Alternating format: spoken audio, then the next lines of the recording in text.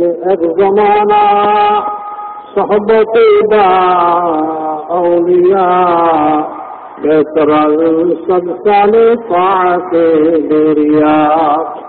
আল্লাহর ওলির কাছে যদি তুমি কিছুক্ষণ অতিবাহিত করতে পারো, 100 বছর ধরে ইবাদত বেশি আমল, বেশি নেকি তোমার আমল নামার মধ্যে জমা হয়ে গেল।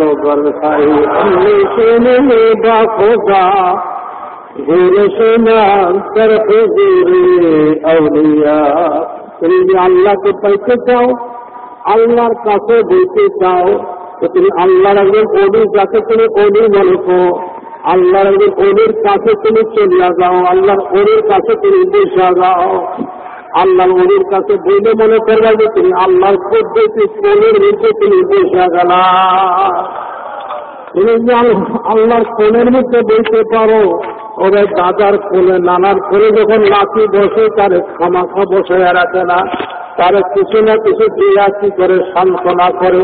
তুমি যে আল্লাহর কোলে বইতে পারো, আল্লাহ পাক তোমার বেকার ফলাইয়া দিলেন না। আল্লাহ পাক তোমাকে নিয়ামত দিয়ে তোমার বিদায় করবে। কি নিয়ামত দিবে? তুমি এমন নিয়ামত তুমি পাইবা, আন্দারিয়ানি তারাশোই খরাজ তাদনে আখর দলে ফারেদ মোবাজ তাদনে আখর দলে আখর বুদ ইলায়ত বতে সাহেব সরজুদ। তুমি কি করো? তুমি আল্লাহর দুয়ারে যে আল্লাহর কোলে বসে থাকতে পারো। এমন একটা মুহূর্ত হবে আল্লাহ পাকের খাস নজর তোমার উপরে পড়বে, তুমি আল্লাহ পাকের একজন অলি হইয়া তুমি চলিয়া যাইবা। আউলিয়ারা হাসতে পুজোরাত আসিলা বাজে গড়া। আল্লাহর ওলি তোমাকে কি দিবে? আল্লাহর ওলি তোমার দুনিয়ার কোন সম্পদ দেওয়ার জন্য তোমার ডাকে নাই। আল্লাহর ওলির কাছে দুনিয়ার সম্পদের জন্য, দুনিয়ার জিনিসের জন্য যাইবা না। আল্লাহর ওলি এমন পাওয়ার আল্লাহ পাক তাদেরকে দান করেছেন যে তীর নাকি সুরে ছাড়া হয়, আবার ধনুক থেকে তীর ছাড়া হয়। এই তীরকে আল্লাহ তখন ওলির জবান দ্বারা আবার ফিরাইয়া নিয়ে আসতে পারেন। আল্লাহ পাক এমন নিয়ামত দান করেছেন। খেয়াল করো ও মুসলমানরা, সাইফুল্লাহ আল্লাহর ওলির জবান হল আল্লাহর কুদরতের তলোয়ার, যাই বলে তাই ফলে। তুমি দোয়ার জন্য দেখো যে হুজুর আমি তো দোয়া চাই, দোয়া করিয়েন, এই কথা বলিয়েন না যে হুজুর দোয়া করিয়েন, মা বাবার কাছে দোয়া করিয়েন, এই কথা বলিয়েন না। দোয়া চাইবেন, ভিক্ষা চাইবেন যে হুজুর আমি দোয়া চাই, মা আমি দোয়া চাই, বাবা আমি দোয়া চাই, উস্তাদ হুজুর আসলে দোয়া চাই। এই দোয়া চাওয়ার পরে আল্লাহর ওলি তোমাকে বললে যাও আল্লাহ, আল্লাহ পাক তোমাকে কবুল করো। আল্লাহ পাক তোমাকে আল্লাহর পেয়ারা বন্ধা বান্ধব হিসাবে কবুল করো। আল্লাহর ওলি হিসাবে আল্লাহ পাক আজকারে কবুল করেন। এই যে বলিয়া দিল সামান্য একটু কথা, এই কথাকে তুমি আল্লাহ পাকের একজন ওলি হইয়া যাইবা। ভাই মনে রাখছো, মনে রাখছো আল্লাহর ওলি, আল্লাহ এই জন্য আল্লাহর ওলির দুয়ারে ভাই সবসময় ঘুরিয়া ঘুরিয়া থাকতে হয়।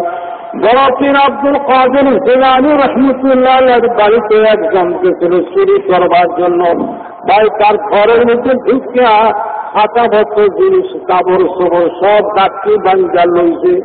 এখন ভাই মাথায় করিয়া বাইর হবে, এমন সময় দরজা দেখা যায় না। আরে কারণ কি দরজা কেন দেখা যায় না? আবার যখন মাথা থেকে গাছটি নিচে ফেলায় তখন আবার দরজা দেখা যায়, আবার যখন গাছটি নেয় দরজা দেখা যায় না। এরকম করতে করতে সারা মাত্র গেল। ওরাই শেষ ফজরের নামাজের বাদে হুজুরে দুজন লোক পাঠাইলেন, যাও আমার ওই ঘরের মধ্যে একজন লোক আছে, তাকে নিয়ে আসো। যখন গেল যে লোকটা কাঁপতে আছে যে আমি আইলাম চুরি করতে, হুজুরে করলে জানলো, এখন তো লোক পাঠাইয়া দিছে ধরিয়া নেওয়ার জন্য। তখন ভাই কি করলো, ওই দুজন লোককে তারে নিয়ে হুজুরের কাছে হাজির করলো। লোকটা কাঁপতে আছে, সে হুজুর জিজ্ঞাসা করবে, বাবা তুমি দুনিয়া চাও না আখিরাত চাও? শেষমেশ আল্লাহর ওলির সহবত এখতিয়ার করার কারণে আল্লাহ তার দিনের হালাত ফিরাইয়া দিতেন। লোকটা বলে যে আমি আখিরাত দুনিয়া চাই না, আমি আইছিলাম চুরি করতে, আমি এখন আপনাকে মাল চাই, আমি দিলে না চুরি করবো না, আমি এখন আখিরাত চাই। তাই নাকি? যাও যাও তুমি অজু করো, অজু করে 2 রাকাত নামাজ পড়ো, 2 রাকাত নামাজ পড়ার পরে সেটা তুমি বসো, তুমি কেবলা রূপ হইয়া বসো, আত্মা হিয়াতে সুরতে বসো। যখন বসে তার চক্ষু বন্ধ করো, যখন এই বরাতুর আব্দুল কাদের জিলানী রাহমাতুল্লাহ আলাইহি যা আমার ঘরের মধ্যে কিছু সময় তুমি অতিবাহিত করেছো, যেই ঘরের মধ্যে আমি জিকির করি, আমি মুরাকাবা মুশাহাদা করি, সেই ঘরের মধ্যে তুমি কিছু সময় অতিবাহিত করেছো। এই জন্য আল্লাহ পাক পরওয়ারদিগার তোমার কবুল ও মঞ্জুর করিয়া নিয়েছেন। যাও যাও, হিরাত মুল্লুকের কুতুব ইন্তেকাল হইয়া গেছে, হিরাত মুল্লুকের কুতুব ইন্তেকাল হইয়া গেছে। যাও যাও, তোমার আমি হিরাত মুল্লুকের কুতুব বানাইয়া দিলাম। যাও যাও, আচ্ছা কুদরাত আজলা যারা আবার আল্লাহর ওলির দুয়ারে থাকলে আপনি একটা পলকের মধ্যে আপনি আল্লাহর একজন ওলি হইয়া যাইতে পারেন। এই জন্য ভাই আমি আপনাকে ডাকছি, জায়গায় জায়গায় দেশ দেখেছি, আপনাদেরকে বলছি যে ভাই সাহায্য অনুযায়ী এখানে ভাই কোনো গরু নিয়ে আসতে আসেন নাই, কেউ ভাই অনেক পীরের দোয়ারে যায় মানুষ, গরু লইয়া, ছাগল লইয়া, ভেড়া লইয়া, বকরি লইয়া, মুরগি লইয়া, হাঁস লইয়া, উট লইয়া, দুম্বা লইয়া যায়। কিন্তু ভাই দেখেন আমার এখানে কোনো প্রোডাকশন নাই, আমার এখানে কোনো বেড়া ঘোড়া নাই, সব খোলা। এখন দেখেন যে আপনারা কয়টা গরু আইলো, কয়টা বকরি আইলো, কয়টা ছাগল আইলো, কয়টা হাঁস আইলো, মুরগি আইলো। ও ভাই উলামা কেরামদেরকে, ও ভাই জাকিরিনদেরকে খাওয়াইবার জন্য কানপুর থেকে আমার ভাই মাওলানা আব্দুল ওদুদ সাহেব ভাই গোস্ত কিনে আনছে, গরুর গোস্ত কিনে আইনা খাওয়ার লাগে। আমার এখানে একটা গরু আইলো না, একটা ছাগল আইলো না, একটা বকরিও আইলো না। ভাই আমি চাই যে তোমরা আখিরাতে তোমরা আল্লাহর খাস ওলি হইয়া যাও, কবরে যাও, আল্লাহর খাস মুহিব হইয়া, আল্লাহর খাস বন্ধা হইয়া তোমরা কবরে যাও। দুনিয়ার সম্পদ দিয়ে কি লাভ হবে? তাই এই জন্য ভাই 3টা দিন যদি ভাই এই এলমে মারফতের এই হাসপাতালে ভাই তুমি থাকতে পারো, আল্লাহ পাকের ফজলে করে তোমরা প্রত্যেকে আল্লাহ ওলি হইয়া বাড়িতে যাইবা। চাইলে মেহনত সারা ভাই কেউ কিছু পায় নাই, মেহনত সারা কেউ কিছু পাবে না। মেহনত করার লাগবে, মেহনত করার লাগে, কষ্ট করার লাগে। আমি জানি যে এখানে ভাই আপনারা বহু কষ্ট নিতে আপনারা আছেন, পায়খানা পেশাবখানার ভাই তেমন ইন্তজাম করতে পারে নাই। আল্লাহ পাকের ফজল করবে শেরপুরের জাকিরিন, বাড়িঘরের জাকিরিনরা, মন্ত্রণার জাকিররা, এরা কি করছে? পায়খানা পেশাবখানা মনসুর মিয়ার চেষ্টা করতে। ও ভাই এখানে ভাই ব্যবস্থা করা হয়েছে, যেরকম ব্যবস্থা করার দরকার সেরকম ব্যবস্থা ভাই করতে পারে নাই। ও ভাই তবে কষ্ট, মেহনত কষ্ট করতে হয়, কষ্ট করে পেশাব পায়খানা আপনি করতে হয়। এই যে কষ্টটা করতে আসেন, কষ্টের দ্বারা ভাই আপনাদের বাইকর যা বলন্দ হইতে আসে, কলমের তরাক্কি হইতে আসে। কান আলহামদুলিল্লাহ, জোরে কান আলহামদুলিল্লাহ। আপনি পেশাবখানার মধ্যে গেছেন, পিছল খাইয়া পড়িয়া গেছেন। ও ভাই পায়খানা গেছেন, ভাই আপনি আপনার কাপড় নষ্ট হইয়া গেছে, আপনি কি সিধাইয়া কাপড় নষ্ট হইয়া গেছে। আবার কাপড় বদলাইছে, জমা করলে গেছে, পিছল খাইয়া পড়িয়া গেছেন। কত কষ্ট, কত মেহনত করিয়া ভাই চলতে হয়। ভাই কত কষ্ট করে আপনারা আইছেন, বাড়ি ঘর দোকান মোকান ফালাইয়া। মনে রাখছেন, যতই কষ্ট করবেন, যতই মেহনত করবেন, ততই আপনি কলমের দরজা ভাই তয় হবে, দরজা ভাই সামনের দিকে আগে থাকবে। ও ভাই মনে রাখছেন, আবু সাইদ গঙ্গুই রহমতুল্লাহ আলাই,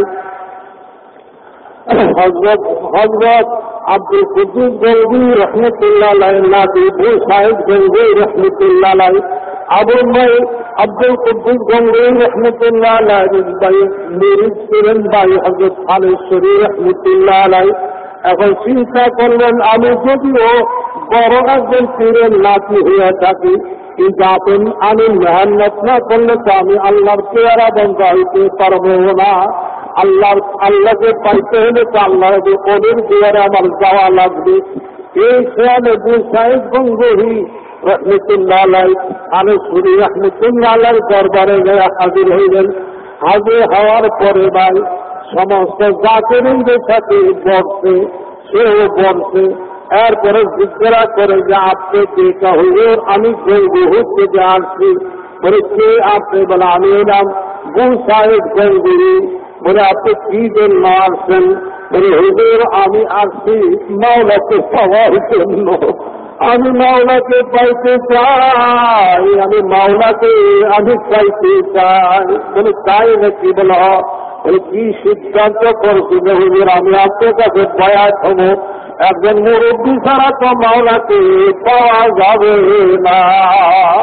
বলে যাও যাও, এখন তোমারে আপনি করিয়া আমি আর বলবো না, এখন তোমারে বলবো আমি তুমি করিয়া যাও। এখন বয়াত হওয়ার পরে যাও যাও, আমি যা হুকুম করবো তা মানতে পারবা কিনা? তো হুজুর আপনি যা হুকুম করবেন তাতে আমি রাজি, আমার কোনো এতেরাজ থাকবে না। তো যাও যে আমার যে একটা কুত্তা আছে, আমার বাড়ি পাহারা দেয়, কুকুরটাকে তুমি মাজার মধ্যে বাঁধিয়া এই কুকুরটাকে নিয়ে এখন চলাচল করো। মাজার মধ্যে কুকুর বাঁধিয়া কুকুরের এখন ইশারা দিতে, এখন কুকুর দৌড় দেয়। আবু সাইদ গঙ্গুই রহমতুল্লাহ আলাইহি শেষ